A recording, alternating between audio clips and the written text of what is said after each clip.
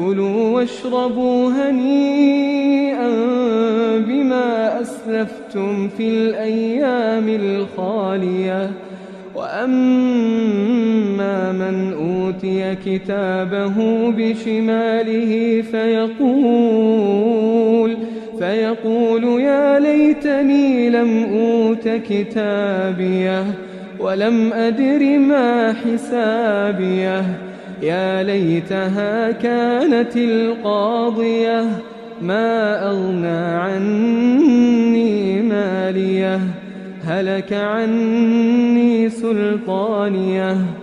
خذوه فغلوه ثم الجحيم صلوه، ثم في سلسلة ذرعها 70 ذراعا فاسلكوه